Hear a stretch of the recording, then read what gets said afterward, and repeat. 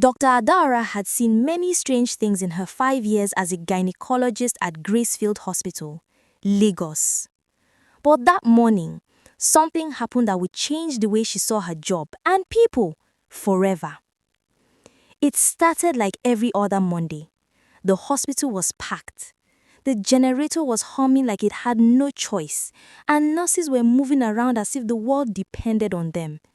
Adara sipped her coffee, flipped open the next patient's file, and sighed. Name, Mrs. Chioma Okafor.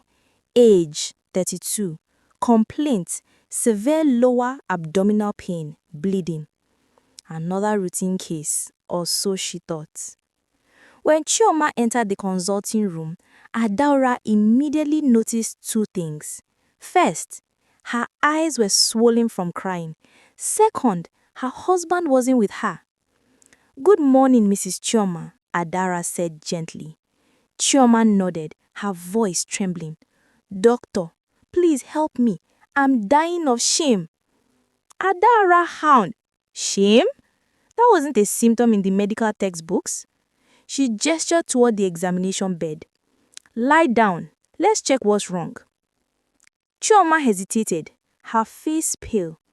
Doctor, please, promise you won't judge me. Adara smiled softly. I'm a doctor, not a judge. But in her mind, she thought, people always say that before confessing something wild. 10 minutes later, the room went silent. Adara froze. Her gloved hand stopped moving. Her eyes widened. For a few seconds, she couldn't even speak. Because what she saw between Chioma's legs wasn't normal. At all. She leaned closer, blinked twice, thinking maybe her eyes were deceiving her. But no, it was there. Shiny, metallic, and moving slightly. Jesus, Christ of Nazareth, she whispered.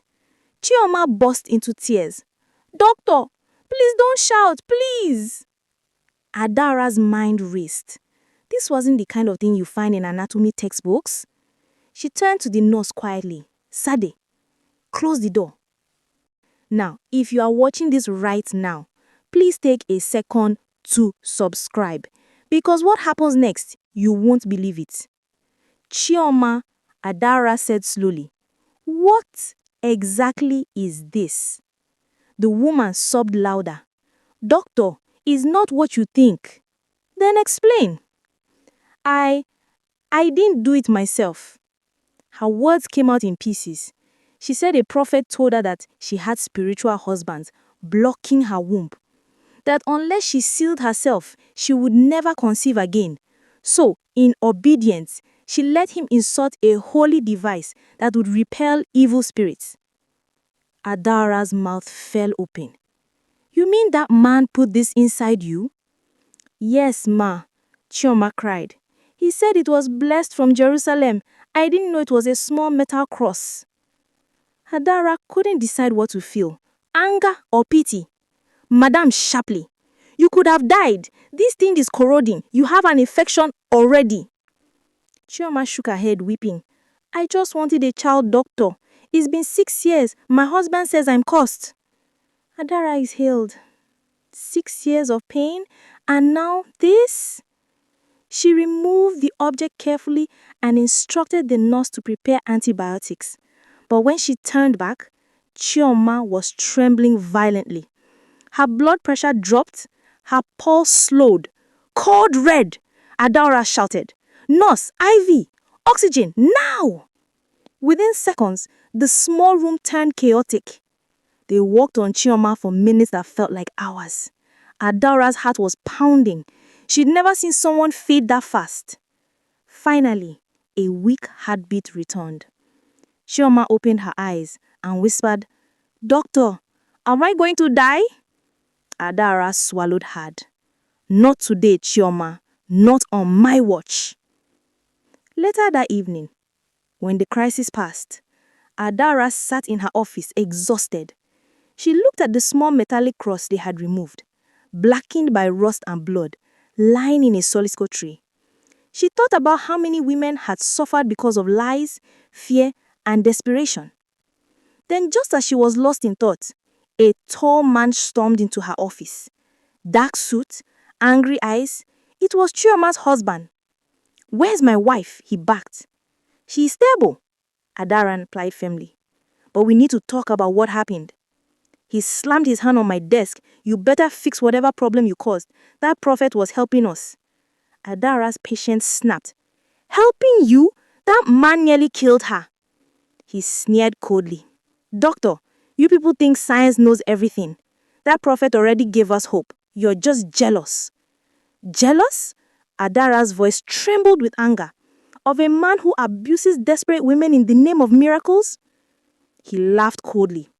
"You wouldn't understand. You don't know what it means to be childless in this country." He turned and stormed out before she could speak again. That night, Adara couldn't sleep. She kept hearing Chioma's words. "I just wanted a child. And a husband. You don't know what it means." For the first time, Adara questioned if maybe people like Chioma didn't just need doctors. Maybe they needed hope. And too often, false prophets filled that void. 2 weeks later, something unexpected happened.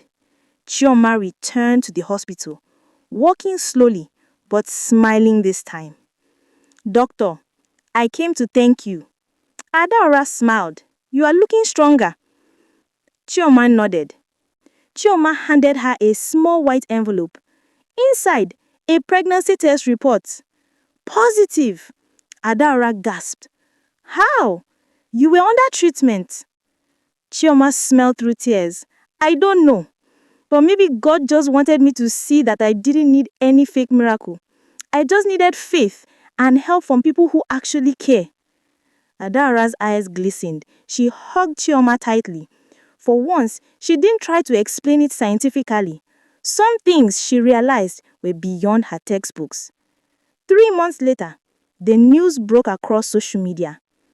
Popular prophet arrested for inserting metal crosses into women during deliverance. Adara shook her head when she saw the headline. She smiled faintly. Justice had come. But deep inside, she also knew there were still many Chioyas out there. Women who believed pain was proof of faith. Women who would do anything to be called mother.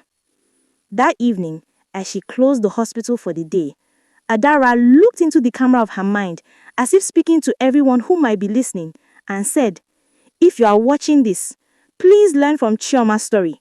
Don't let desperation push you into danger. Miracles are real, but also wisdom. And sometimes, the miracle you are looking for is the person brave enough to tell you the truth."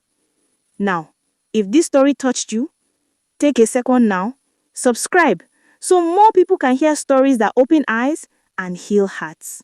Because sometimes one story can save a life.